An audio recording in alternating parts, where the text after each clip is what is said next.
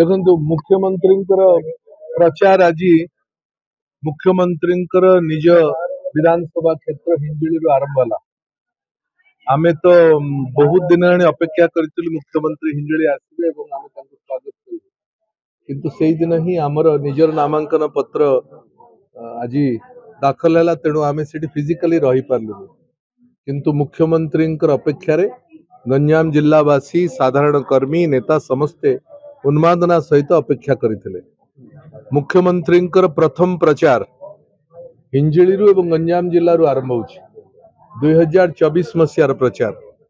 यह आम समस्त एक शुभ संकेत एवं यार गोटे पॉजिटिव इंपैक्ट, गोटे बड़ इंपैक्ट गंजाम जिलार बिजु जनता दलर विजय उपरे निश्चित भाव में पड़े। यह सत्य नुहे कि यह सत्य देखंतु जो माने जो आज किए गोटे कहला जे मते विरोधी दल माने कोटे चार्जशीट आनी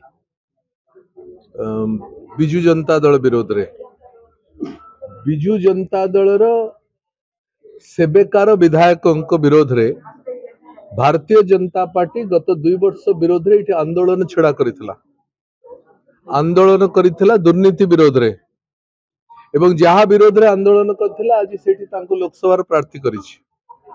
तेणु विरोधी दल कौन कहती एवं कौन करती तार किसी तारतम्य न थाए। एक द्वितीय होउछि प्रधानमंत्री निजे कहिले विधानसभा लोकसभा भितर 2022 मसीह पार्लियामेंट पंचायत निर्वाचन चालूला बेले जे विकास देखा जदि चाहूच ताहले ओडिशा जाओ।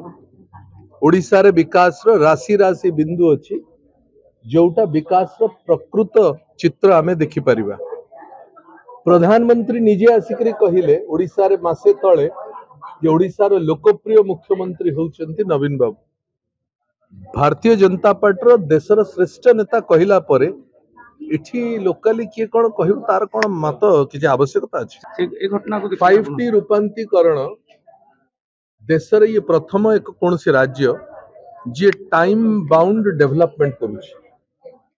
मते गोटे राज्यर नमूना दियंतु जो राज्य कहूछि जे 15 दिन भितर स्कूल रो मरामती हबो, 1 मास भितर एठी पानी रो व्यवस्था हबो, 1.5 मास भितर मंदिर रो विकास हबो। मते गोटे राज्य कहंतु देश रे जो राज्य टाइम बाउंड विकास करुछि। 5T रो रूपांतरीकरण केवल ही केवल टाइम बाउंड रूपांतरीकरण सर्वश्रेष्ठ एग्जांपल।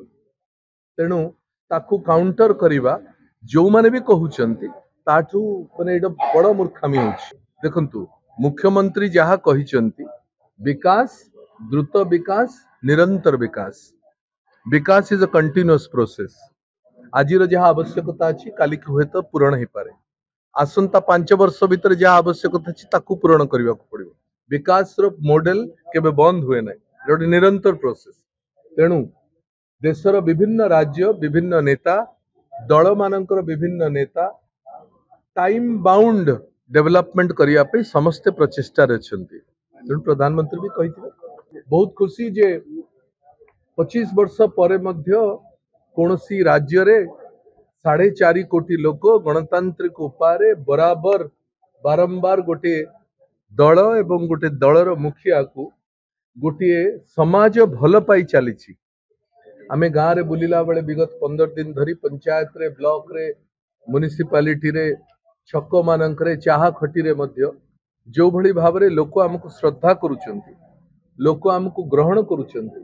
ये संपूर्ण कारण होची जे लोक नवीन बाबूंकर विकास रो धारा को भल पाउचंती। जहाँ नवीन बाबू करिचंती ताहा आखि को दुसुची, तेणु से श्रद्धा हमको भी मिलुची। आज जो जनसमुद्र कथा आपण कहउचंती ब्रह्मपुर एवं छत्रपुर विधायक माने मध्य विधानसभा प्रार्थी माने मध्य बिजु जनता दल मोर सहित आज प्रार्थी पत्र दाखल करिसंती।